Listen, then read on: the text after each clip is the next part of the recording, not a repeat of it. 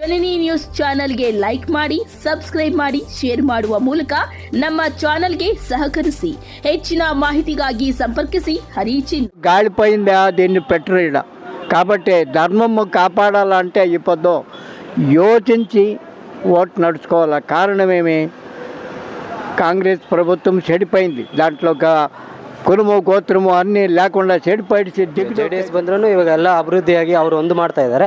ಅದಕ್ಕೋಸ್ಕರ ಮೋಹನ್ ಕೃಷ್ಣಗೆ ನಾವು ಸಪೋರ್ಟ್ ಮಾಡ್ತೀವಿ. JDSಗೆ ಓಟ್ ಹಾಕ್ತೀವಿ, ಬೆಂಬಲಿಸ್ತೀವಿ, ಮೋದಿಗೆ ಬೆಂಬಲಿಸ್ತೀವಿ. ಯಾವತ್ತು ನಾನು ಓಟ್ ಬಂದಾಗಿಂದ ಮೋದಿಗೆ ನಾವು ಬೆಂಬಲಿಸೋದು. ನಾವು ಯಾರನ್ನೂ ನೋಡೋದಿಲ್ಲ, ಮೋದಿನ ಮಕ್ಕ ನೋಡಿ ನಾವು. ಅದು ಮೈತ್ರಿ ಆಗಿದೆ, ನಮ್ಗೆ ಯಾವ ತೊಂದರೆ ಇಲ್ಲ. ಎರಡು ಪಕ್ಷ ಆದ್ರೆ ಮುಂದೆ ನಾವು JDSಗಾದ್ರೂ ಆಗ್ತೀವಿ. ಮೈತ್ರಿ ಆಗಿದೆ ಅಂದ್ರೆ JDSಗೆ ನಾನು ಓಟ್ ಇರುತ್ತೆ. ಯಾವಾಗ ನಮ್ಮ ಪರ ಸಪೋರ್ಟ್ BJPಗೆ. ನಾನು ಫಸ್ಟಿಂದಾನು BJPಗೆ ನಾನು ಓಟ್ ಮಾಡ್ತಾ ಇರೋದು, ಇವಾಗೂ BJPಗೆ. ಅವರು ಇವರು ಅಂತ ನಾನು ನೋಡಕ್ ಹೋಗಲ್ಲ, ನನ್ನ ಮತ BJP ಮತ. ಈಗ 100ಕ್ಕೆ 100 ನಾವು BJPಗೆ ಹಾಕ್ಬೇಕು. ಆದ್ರೆ ನಮ್ಮ ಈ ಕ್ಷೇತ್ರದಲ್ಲಿ ಜನಾವತ್ತ ಮಹಿಳೆ ಸಿಂಬಲ್ ಇರೋದ್ರಿಂದ ಅದಕ್ಕೆ ಹಾಕ್ಬೇಕು. మల్లేష్ బాబుకి కానీ ఇప్పుడు కాంగ్రెస్ వేసేట్లు లేదు. ఇప్పుడు మోదీకి అంతే, మోదీ సర్కారంకే మనం వేయాలా అని. మోదీ ఇప్పుడు చూడి 1013లో హిందూ ముస్లిం గలాట సురువాయ, 18లో అన్ని దేవస్థానాలు హిందూ దేవస్థానాలు కొట్టి ఇప్పుడు వాళ్ళని పైకెత్తి కుస్తీకిడిస్తూ ఉండారు. దాన్ని ఇంకా దిగులు పడుతూ ఉంటాము. మన దగ్గర మందు గుండు లేదు, వాళ్ళ దగ్గర అన్నీ ఉన్నాయి. ఈ వేత్మంలో ఉండేట్ల సరుకు మనం కోలార్ జిల్లాని కాలుస్తుంది. అటువంటి ఇది ఉంది. ధర్మం రీతిగా నడుచుకునేది ఆ పరమాత్మ లీల, మనలో ఏమీ లేదు. ఆ సమయానికి మనం ఏమిటికి పోతాం. ఇప్పుడు ఏమీ లే. భారతదేశంలో శిశుపాల దంతవక్కర్లు ఉండారో అగ్రస్థానంలో కృష్ణునికి ఇచ్చా 100%లో ఆయన ఇంకా తండ్రి లేకుండా నడిచింది. యా విధమైనట్ల ఇక్కట్టు నడలేదు. సర్వము ఒకటే, నువ్వు నేను అని పేరు పెట్టుకున్న మహనీయుడు ధర్మాన్ని నడిపించున్నాడు. హిందూ ధర్మం ప్రకారంగా నరేంద్ర మోదీ అంటే అనురాధ నక్షత్రము, జింకకి ఏమీ తెలియదు. ఆ రీతిగా వేదం ప్రకారంగా నడిచిండారు. ఇప్పుడు మనది మైసూరు రాజ్యము, ఇప్పుడు కర్ణాటక అయింది. కానీ ಧರ್ಮ ಒಕ್ಕಟೇ. ಮೋದಿ ಕಡೆ ತಮ್ಮ ಕೆಲಸ ಆಗಿದೆ, ತುಂಬ ಯೋಜನೆಗಳಿದೆ. ಆಯುಷ್ಮಾನ್ ಕಾರ್ಡ್ ಆಗಿದೆ, ಶ್ರೀರಾಮ ಮಂದಿರ ಆಗಿರ್ಬೋದು, ತುಂಬ ಟೆಕ್ನಾಲಜಿ ಎಲ್ಲ ಮುಂದುವರೆದಿದೆ. UPIಗಳಲ್ಲಿ ಎಲ್ಲ ತುಂಬ ಮುಂದುವರಿತದೆ. ಇಂಡಿಯಾ ಬೇರೆ ದೇಶದಲ್ಲಿ ಇಂಡಿಯಾದಲ್ಲಿ ತುಂಬ ಪ್ರೌಡ್ ಇದೆ. ಅದಕ್ಕೆ ನಾವು ಮೋದಿ ಒಟ್ಟಾಗಿ ಇಷ್ಟಪಡ್ತಾ ಇದ್ದೀವಿ. ಇಂಡಿಯಾದಲ್ಲಿ ಯಾವುದೇ ಥರ ರೋಡ್ಸ್ ಆಗಿರ್ಬೋದು, ಮೆಟ್ರೋ, ಬೆಂಗಳೂರಲ್ಲಿ ಮೆಟ್ರೋ ಆಗಿರ್ಬೋದು, IT GSTಗಳಾಗಿರ್ಬೋದು, ಎಲ್ಲ ಥರದಲ್ಲಿ ಮುಂದೆ ಬರೀತಾ ಇದೆ. ಅದರಿಂದ BJP ಓಟಾಗಿ ಇಷ್ಟಪಡ್ತಾ ಇದ್ದೀವಿ. ಅದು ಮೈತ್ರಿ ಆಗಿದೆ, ನಮ್ಗೆ ಯಾವ ತೊಂದರೆ ಇಲ್ಲ. ಎರಡು ಪಕ್ಷ ಆದ್ರೆ ಮುಂದೆ ನಾವು JDSಗಾದ್ರೂ ಆಗ್ತೀವಿ. ಮೈತ್ರಿ ಆಗಿದೆ ಅಂದ್ರೆ JDSಗೆ ನಾನು ಓಟ್ ಇರುತ್ತೆ. ಯಾವಾಗ ನಮ್ಮ ಪರ ಸಪೋರ್ಟ್ BJPಗೆ. ಪರವಾಗಿದ್ದೀವಿ ನಾವು, ಅವ್ರಿಗೆ ಸಪೋರ್ಟ್. ಮೋಹನ್ ಕೃಷ್ಣ ಅವ್ರಿಗೆ ಸಪೋರ್ಟ್ ಮಾಡ್ತೀವಿ. JDS ಬಂದ್ರೂ ಇವಾಗೆಲ್ಲ ಅಭಿವೃದ್ಧಿಯಾಗಿ ಅವರು ಒಂದು ಮಾಡ್ತಾ ಇದ್ದಾರೆ. ಅದಕ್ಕೋಸ್ಕರ ಮೋಹನ್ ಕೃಷ್ಣಗೆ ನಾವು ಸಪೋರ್ಟ್ ಮಾಡ್ತೀವಿ. JDSಗೆ ಓಟ್ ಹಾಕ್ತೀವಿ, ಬೆಂಬಲಿಸ್ತೀವಿ, ಮೋದಿಗೆ ಬೆಂಬಲಿಸ್ತೀವಿ. ಯಾವತ್ತು ನಾನು ಓಟ್ ಬಂದಾಗಿಂದ ಮೋದಿಗೆ ನಾವು ಬೆಂಬಲಿಸೋದು. ನಾವು ಯಾರನ್ನೂ ನೋಡೋದಿಲ್ಲ, ಮೋದಿನ ಮಕ್ಕ ನೋಡಿ ನಾವು ಓಟ್ ಹಾಕ್ತೀವಿ. ತುಂಬ ಅನುಕೂಲನೂ ಇದೆ. ಒಂದು ಇದು ಅವರಂದರೆ ದೇಶಕ್ಕೆ ಶಕ್ತಿ ಇದ್ದಂಗೆ ಅವರು. ಅದಕ್ಕೋಸ್ಕರ ಮೋದಿನೇ ಆಯ್ಕೆ ಮಾಡ್ಕೊಂಡಿದ್ವಿ. ಯಾವಾಗೂ ಅಷ್ಟೇ, ನಾವು ಓಟ್ ಬಂದಾಗಿನಿಂದ ಅಷ್ಟೇ ಮೋದಿನೇ ಮೋದಿ ಅಷ್ಟೇ. ಸ್ಥಳೀಯರಲ್ಲಿ BJP ಮುಖಂಡರಿದ್ದಾರೆ. ನಾವು ಹರೀಶ್ ಅಂತ ಇದ್ದೀವಿ.